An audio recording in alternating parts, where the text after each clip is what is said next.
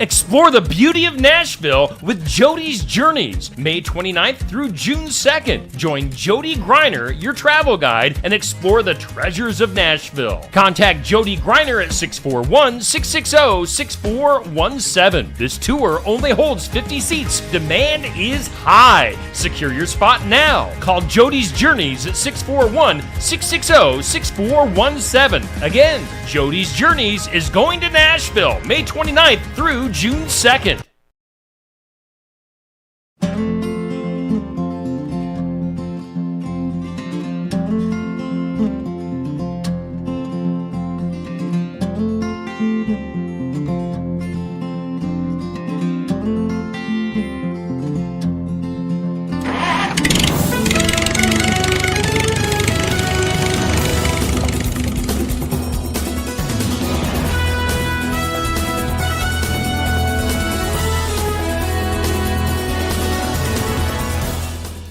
Well, good morning. I'm Brent Adams here with your Rural Strong Morning Ag Report for this Tuesday, March 5th. Leading off the headlines this morning, as we mentioned yesterday, the E15 summer waiver campaign wages on. The Iowa delegation of federal lawmakers is asking the Biden administration to issue a waiver authorizing E15 sales this summer.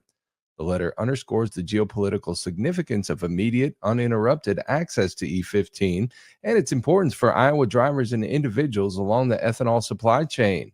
Led by Republican Senator Chuck Grassley, the letter states, as we expressed to Administrator Reagan last week, we remain concerned that delaying implementation until 2025 will have devastating effects.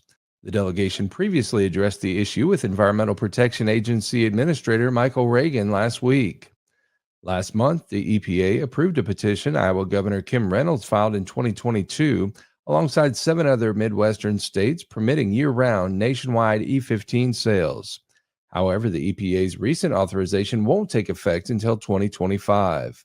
And while that effort continues, the compromised USDA-FDA spending bill headed for House and Senate votes this week to avert the next partial shutdown cliff at midnight Friday pairs the president's request but drops several GOP demands. It's less than Biden asked for, but more for some USDA agencies and feeding programs like WIC, less for others like SNAP, and no GOP abortion pill rider, the demise of the House version. House Speaker Mike Johnson. It's been a long road to get here. This is a bipartisan agreement in the end, but it sticks to the numbers, the agreement on spending. It does not go above that.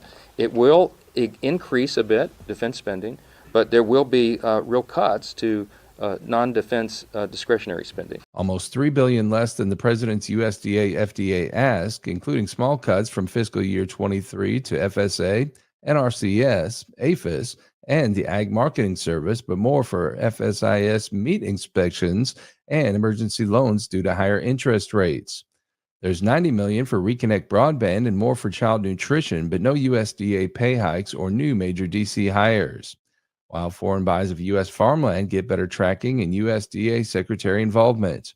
But after fiscal 24 bills, it's on to fiscal 25. Turn the page on FY24 and get immediately into FY25 and that process to change the way that's done, to back it up on the calendar, to do everything we can to get that job done by end of summer so that we're not coming up at the end of September, the end of the fiscal year, and having to talk about CRs and omnibuses and everything. But what about a farm bill? American Farm Bureau Federation's Emily Buckman ahead of this week's spending bill votes. Our main priority this year is to get a farm bill across the finish line. And unless these funding bills are addressed, the government is funded in full, then that'll just delay consideration. Lawmakers are still negotiating 6 remaining bills, including defense, ahead of the next shutdown cliff, March 22nd. Well, the National Cattlemen's Beef Association Monday called on lawmakers to pass the minibus appropriations package announced over the weekend by congressional leadership. The bill prevents a government shutdown and supports several key cattle industry priorities.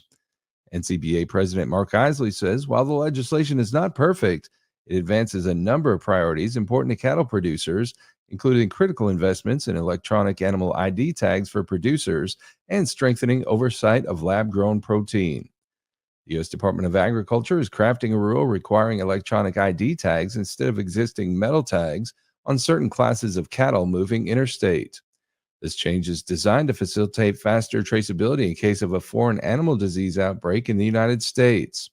If the rule is finalized, NCBA will support USDA in covering the entire cost of electronic ID tags for impacted producers. Additionally, NCBA supports greater oversight of emerging lab-grown technology. Well, this week, USDA will issue new forecasts for South American soybean production and for other major crops. More on that from USDA Radio's Gary Crawford. This Friday, USDA will issue its new monthly forecasts for crop supplies, demand, and prices globally. Analysts won't have any new U.S. production data on which to make those forecasts, so there's going to be a lot of focus on the South American crops, Brazil in particular. USDA Outlook Board Chairman Mark Chekhanowski says the soybean harvest in Brazil is only a bit more than halfway complete now, and so for USDA analysts trying to forecast the size of that harvest, it's been a challenging year trying to pin down the production forecast for soybeans, and then that'll have some implications for their second crop, corn production as well. And of course, implications for U.S. soybeans trying to compete with what might be another record South American crop. Nonetheless, USDA will issue a new forecast for Brazil and for U.S. exports and prices for beans and most major crops this Friday, noon Eastern Time. Gary Crawford for the U.S. Department of Agriculture. Well, U.S. Agriculture Secretary Tom Vilsack said a meeting is planned later this month between ag leaders within the U.S.-Mexico-Canada agreement. Here are the details is USDA Radio's Rod Bain. Coming up later this month, I will have a trilateral meeting with the ministers from Canada and the secretary from Mexico, likely in Colorado. Agriculture Secretary Tom Vilsack with the announcement Friday at Commodity Classic in Houston. He notes the importance of discussing and potentially resolving trade issues between the U.S. and two of its largest ag export markets. For me to continue to raise the concern we have in Mexico in their approach to biotechnology in terms of corn, and for me to also raise the need for Canada to continue to look for ways in which their dairy market can be more open to it. He added that recent cases on such issues before U.S.-Mexico-Canada agreement dispute settlement panels are part of enforcement efforts regarding trade matters, among an overall strategy to increase U.S. farm and food exports. Reducing barriers, focusing on individual trade barriers that exist in countries around the world to our products. I'm Rod Bain reporting for the U.S. Department of Agriculture in Washington, D.C. Well, Lucas Lynch is the new Chief Executive Officer for the United Soybean Board, which represents the 500,000 U.S. soybean farmers and aims to create value through research, education, and promotion investments.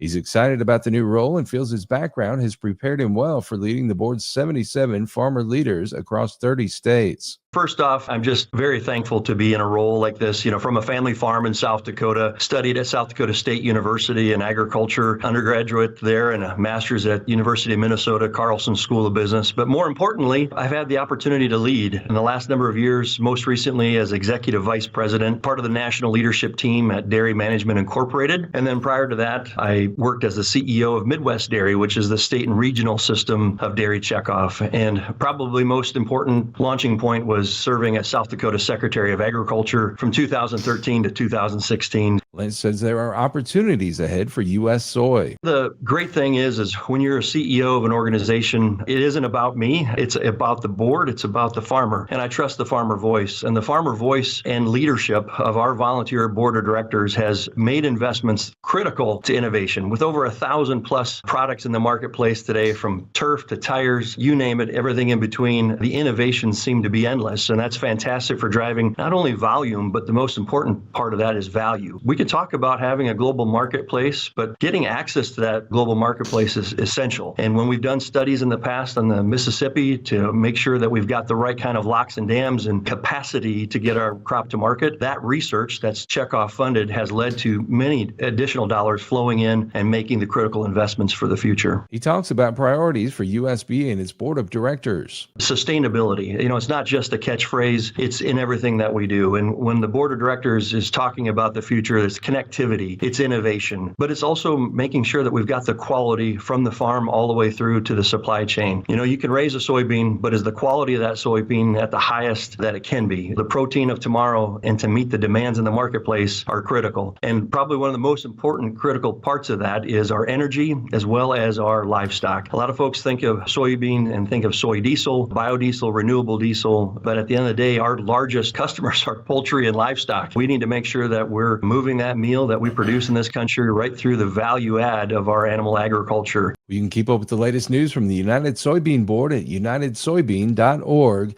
and Wednesday mornings at 10 a.m. Eastern, 9 a.m. Central on RFD TV. And finally, this morning, a new public service video salutes our nation's symbol for wildfire prevention for 80 years of service. Here one final time is Rod Bain. For decades, I've taught you everything I know. 8 decades for the U.S. Forest Service's symbol for wildfire prevention. But I can only teach wildfire prevention. And 2024 signifies the 80th anniversary of Smokey Bear and his iconic message. Only you can prevent wildfires. A long-form social media video is now available to honor Smokey, entitled Decades. Produced by longtime collaborators, the U.S. Forest Service, National Association of State Foresters, and the Ad Council, the video also features the new voice of Smokey, actor Brian Tyree Henry. The media is among various recognitions of Smokey's 80 years of service this year. More about the history and legacy of Smokey Bear is also found online at www.smokeybear.com. I'm Rod Bain reporting for the U.S. Department of Agriculture in Washington, D.C. We can keep up with the latest from the world of agriculture by subscribing to the Tractors and Troubadours podcast from Rural Strong Media. Each week, we bring you agriculture industry newsmakers, hot button industry issues, educational features, and the best in traditional country music. The Tractors and Troubadours podcast can be found at ruralstrongmedia.com or wherever you get your podcasts.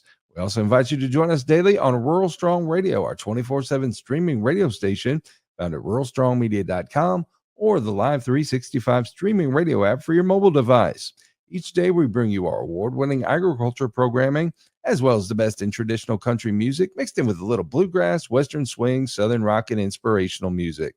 Again, the place to find Rural Strong Radio is ruralstrongmedia.com or the Live 365 streaming radio app. We're portable, so take us with you everywhere you go while you're working on the farm or ranch. Let's get through the workday together. Well, I'll be back again tomorrow with another Rural Strong Morning Ag Report here on Steve Shetler Media. Make it a great day, everybody.